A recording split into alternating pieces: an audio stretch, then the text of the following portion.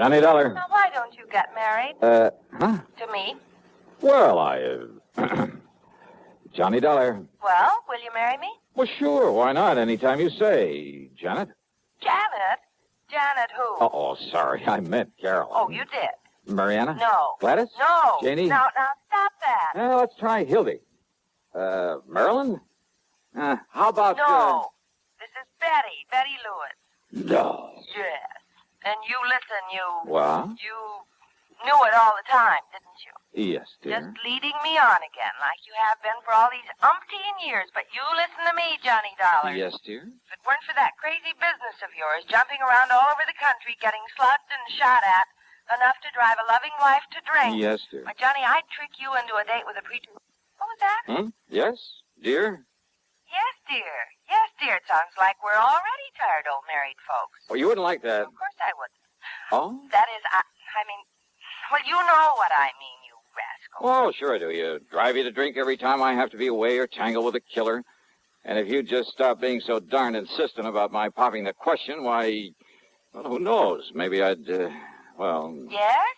If I did stop trying so hard to land you, you'd what, Johnny? I decline to answer on the grounds it might tend to incriminate. Oh, honey, you're such a big, heartless dope. Sure am.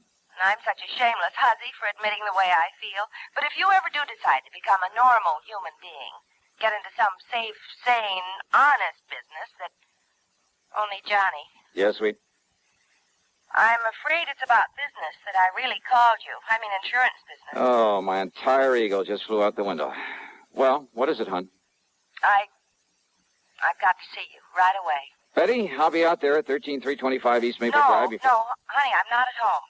Okay, at the office then. No, dear, I'm not at the office either. Well, tell me where you are, where you want me to meet you. Just, stay right there and wait until I call you again. Will you, please, honey? Well, now, look, I just hung up on a frantic phone call from Fritz Melchior over at Continental Insurance and Trust. Apparently the usual sort of emergency. I know. Huh? No, I mean, I'm sorry, but this is so important, honey, and since it concerns me, and if anything were to happen... Happen to you? Betty? Johnny, dear, I can't talk anymore right now, but wait. Wait until I call you and tell you where to meet me. Hey, now listen, Betty. I'll call you. No, listen. Something very funny about this.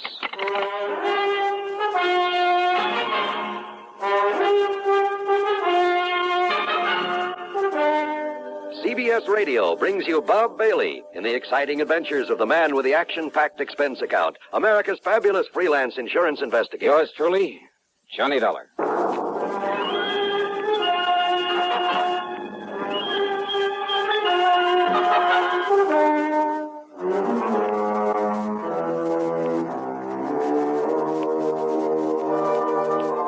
Expense account submitted by Special Investigator Johnny Dollar to the Continental Insurance and Trust Company, Home Office, Hartford, Connecticut. Following is an account of expenses incurred during my investigation of the Mystery Gal matter. There was something very strange about that call from Betty Lewis. Except for the end of it, I'd almost exactly the same conversation with her only a couple of days before, almost word for word. Oh, sure, the marriage talk has been going on for a long time. And why kid about it? If it weren't for this crazy, sometimes risky job of mine, I'd ask that girl to marry me in a second. And maybe someday. But she knows all that. She knows why it just doesn't make sense right now for either of us to think about it. We've agreed to that. So why bring it up again at a time when she actually had some important matter involving insurance on her mind? Important enough to stall me on whatever it was that Melchior at Continental Insurance and Trust wanted me for. I waited for her to call me back. Yeah, I waited over an hour, and then finally, though she told me she wasn't home or at the office, I called her house. No answer. I called her office, then to see if they knew where she might be. Much to my surprise, the switchboard operator told me she was right there, had been there all day. Betty Lewis? Yeah, hi, hon. Listen, I thought you were going to call me back. Johnny, hi, dear. Well? Fancy hearing from you at this? What was that about calling you back? And I thought you weren't in the office. Oh, whatever made you think a thing like that, Johnny? Are you kidding? Are you? You said you weren't when I talked to you about an hour ago. Oh, gee. I might have known this would happen sooner or later. So many girls on the string, you can't even keep track of. Betty. You talk to one, probably even propose to her, and then you lose track of which one it was. Are you trying to tell me you didn't call me on the phone an hour and a half ago? You trying to tell About me... some insurance matter, some emergency? Johnny, you're You kidding. had to see me right away, that you'd call me back about where to meet you? You're serious, aren't you, hon? I'm dead serious. So let's cut out all this nonsense and... But I didn't call you. You're sure of that? Well, sure I am. The last time I talked to you was day before... What's this all about, dear? Honey, I'm sorry, I gotta hang up. Johnny, is something wrong? Yeah, I'm afraid so. I'll call you later. What, dear? What is it? I wish to heaven I knew.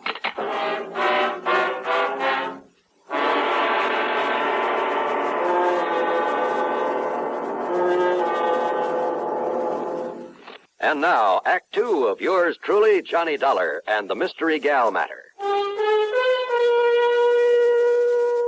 Expense account item 1, $1.15 for a taxi to Fred Melchior's office at Continental Insurance and Trust. I didn't bother phoning ahead to tell him why I was so late in responding to his call for help. I found him literally pacing the floor. Oh, Johnny, thank goodness. Yeah, hiya, Fritz. Only I didn't expect you in here so soon. Sit down. Is everything all right? So soon, did you say? What? And here I was, all set to apologize for not having got here when I was supposed to, nearly 2 hours ago. Well, as long as you called me back and asked if you might go right on I called you over. back? Why, yes, of course. And I agreed with you it was best not to waste time coming here for the facts on the case. No, wait a minute, Fritz. So I told you all about it. Though I still think it shouldn't have been gone into on the telephone. Tell me about what? But since time was so important, and since you're going out there right away might... Johnny, what did you say? I didn't, but I will. Now listen to me, Fritz. There's something very screwy going on around here. Oh? What do you mean? You called me on the phone about an hour and a half, maybe 2 hours ago. Yes, you that's asked right. me if I'd come on over here and see you. Yes. Now, you said you were still in bed, but that as soon as you could get shaved and dressed and a cup of coffee, you'd come on over here. Okay, so far so good. And then? Well, naturally, I waited for you. Yeah? But then after half or three-quarters of an hour when you didn't show up, oh, and believe me, this matter is so urgent, so pressing, so important. Matter? No, wait, let's not go into that just yet. So what happened when I didn't appear? I decided I'd better call you again, but I didn't have a chance. Why not? Why not? Why, you know why not. Because you called me back. I did, huh? Well, yes. And as I reminded you a moment ago, you suggested that instead of wasting time coming here to the office... Only Fritz. Yes? I didn't call you back. Now, why do you say a thing like that? Of course you... Didn't? No. But Johnny... But it's pretty obvious somebody did. Oh, but I'm Yeah, sure. somebody who tried to make you think it was me, who must have succeeded pretty well. But that's Johnny, I hope you're not joking. I am not. Because I'm certain, absolutely certain. I mean, well, how could I mistake your voice after all these years? It looks like you did, though, doesn't it? Well, then, who was it that called me and told me it was you and asked me for all the details on this case that I want you to handle for us? Brother, I wish I knew. And then when I told him where to go and whom to see, he agreed to get on it right away. And I, thinking it was you, oh, no. Oh, good heavens. Now what? Well, this all means that you haven't been out there to see him. Our client, I mean, out on East Maple Drive. Who, Fritz? Oh, good heavens, Johnny. Oh, if we're too late. Well, come on, we've got to get out there and see him. Yes, right away. Yeah, sure, anything you say. But first, would you mind telling me who this client is and what's bothering him? No time, Johnny, no time. No, you just come along, and I'll tell you all about it on the way.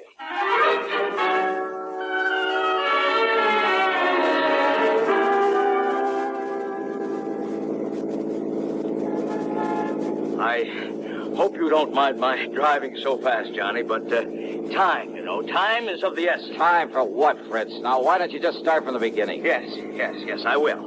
Now, when I called and I talked to you the first time... The only time, Fritz. Oh, all right, yes. It must have been somebody else who knew I'd called you before, who found out from me that... Well, now listen. I'm listening. Anyhow, when I talked to you, I told you I'd had a call from one of our clients. Yeah, only you didn't say who. Now, the call was from Mr. John Marshall Sawyer out there on East Maple Drive. Sawyer, the attorney? Yes, retired. Lives right across the street from a very good friend of mine. I don't know about that. I don't care. The point is that Mr. Sawyer, before he retired and came up here to live... Yeah, sure, the DA's office down in New York. That's right. probably sent more hoodlums up the river than anybody else in the big town's history. Exactly. Including Andy Rinaldi. Andy the actor. That's right. Confidence man and suspected killer. Yeah, I had a hand in that case myself. I know. Andy the actor was a character right out of the old pulp magazine. Yes. And he was so clever at disguise, it's no wonder the police took so long to catch up with him. Yes. Now, Hey, you know, Johnny, one time he did such a perfect imitation of some big financier, looks, voice, everything, that one of the big banks handed him nearly $250,000 in cash and... Wait a minute. You thought that I had called you back? Yes, Johnny, yes.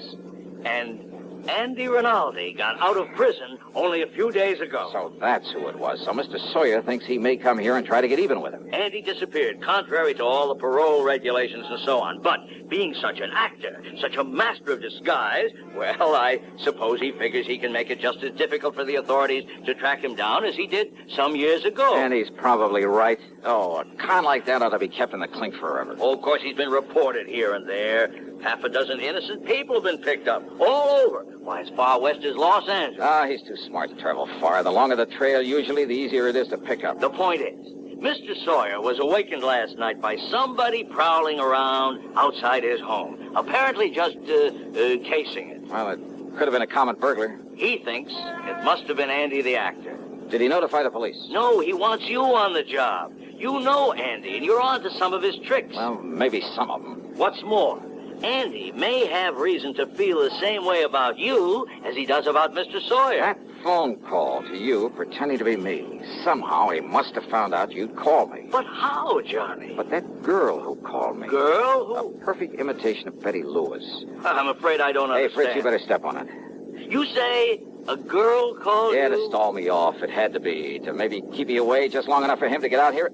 Come on, faster, Fritz. Anything you say, but listen, Johnny. The point is that if Andy comes around again The point tonight... is that he may have decided not to wait until tonight. What? Come on, let me take the wheel, Fritz. We gotta make time.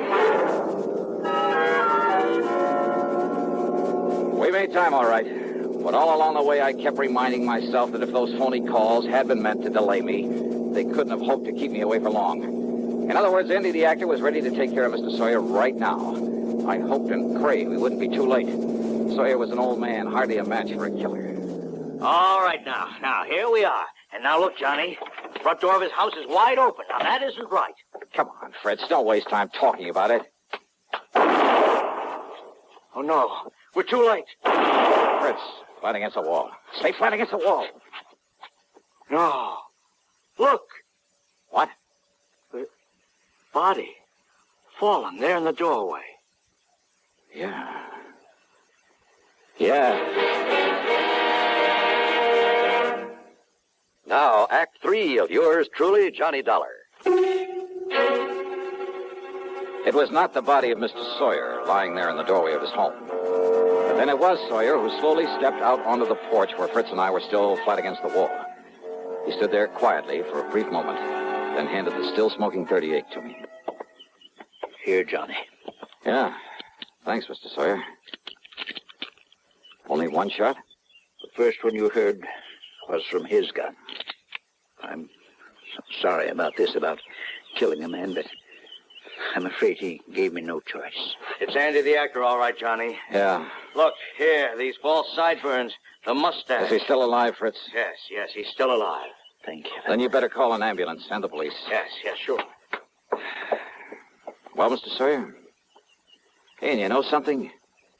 You may have saved my life, too.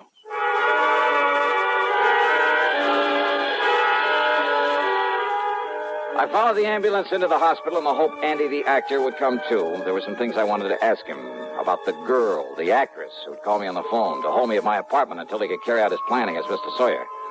But Rinaldi stayed unconscious, so I took a cab back to my place. That's item 3, $1.50. As I walked up to the door, a man from the phone company came around the side of the building. Hey, excuse me, aren't you Mr. Johnny Dollar? Yeah, that's right. Oh, I've been hoping you'd come home. You want to check your phone for me now? Oh, something the matter with my phone? Oh, there sure was. Oh? Yeah, somebody put a tap on that line of yours. You wouldn't have any way of knowing it, but So that's we it. have ways of knowing down at the phone company. Yeah, so that's how Andy and the girl, whoever she is, got to know our voices. Yeah, a lot of people think they can get away with tapping a phone line, Yeah, but sure. believe me, Mr. Dollar, they can't get away with it for long. They took off the line in the basement. Do you have any idea who might have done it? Yeah, and no. What? Well, Andy, the actor, for one. What's But that? who the girl is? Hey, Mr. Dollar, what are you talking about? Oh, nothing you need to worry about.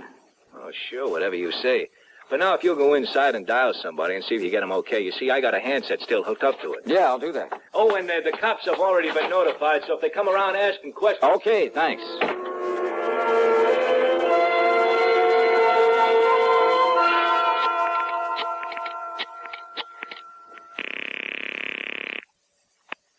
Hello? Okay, fella, you can get off this line. It's all right now. Yeah, sure. What? Is that you, Johnny? Yeah, Betty. Oh, thank goodness. Now listen, tell me one thing. No, you listen, Johnny. Can you come out here to my house right away? Betty, listen to me. Night before last, we went to the movies. I know, but Johnny... We got there in the middle of the picture. I know. What part of the picture? What? If it was you with me, you know what part of the picture. Well, it was right when Jimmy Stewart walked up to the front of the courtroom to the judge. Okay, you're you, all right. Oh, Johnny, I haven't the least idea what this is all about, but can you come out here and see me right away? I've got a surprise for you, and honest, honey, it's a really important one. Betty. I mean, she's a really important one. She? Yes, dear. Well, you don't mean to say that you... I'm on my way.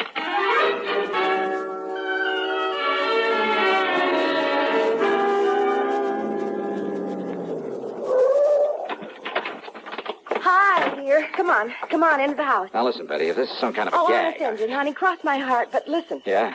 I came home from the office early. Uh-huh. I had to walk the last couple of blocks because I ran out of gas. Yeah? All of a sudden, you and somebody else came charging up in a car to that house across the street. You were here where then? that nice old Mr. Sawyer You were lived. right here? Yes, but I suddenly got too busy to call at you or anything. You see, I was just letting myself in through the back door. Okay, now, this surprise you You talked see, about. I'd forgotten my key to the front door, so I had to sneak in the back one. I always leave that key under the mat. Honey, would you get to the point? But the key wasn't there. And the back door was already open. Oh, go on. I started in quietly, and then I heard a couple of shots over there at Mr. Sawyer's house. Yeah? And Johnny, Yeah. there in my living room, standing behind the drapes of the front window and with a gun in her hand, was this girl. The girl. Standing there watching across the street so intently that she didn't hear me come in. She started aiming the gun over at you and that man who was with you and Mr. Sawyer who'd come to the door. Yeah, well, listen, look, so let's go I sneaked inside up and- behind her and... Well, I'm afraid I kind of ruined one of my nicest vases on her head. And you've got her? You've got her inside? All tied up with all the clothesline I could find. Oh, honey, I love you dearly. Where is she? Here. Right here in the living room. Oh, great. What a girl. Holy, you must have really clouded her. Well, I did. But when she came to and started talking, well, honey, this burglar or whatever she is, well, she started talking her head off, trying to tell me I didn't understand. Well, how could she with that gag? And you know something? She sounded so much like me, and I got so tired of listening to that voice. Well, that's the reason I put that gag in her mouth. Well, are you proud of me? Don't you agree? She must have had something to do with it. Oh, Johnny. You know something? I love you, gal. Oh, no, that's what I like to... Oh, honey. Why don't you and I just... And you preach to me about getting mixed up with people like this? Had any sense, I'd turn you over my knee and I'd...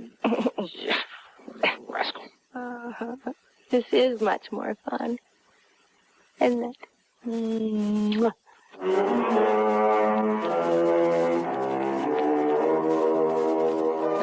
What a gal.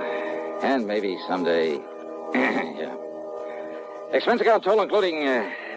That's funny. Something or someone seems to have somehow diverted my attention for the moment from anything as trivial as an expense account. Trivial? Yours truly, Johnny Dollar.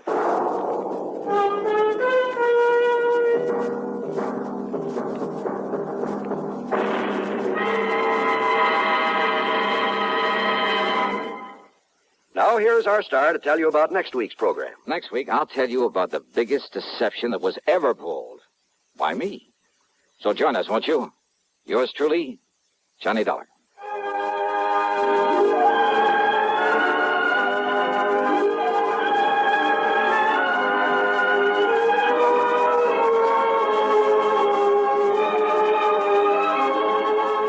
Yours truly, Johnny Dollar, starring Bob Bailey, originates in Hollywood and is written, produced, and directed by Jack Johnstone.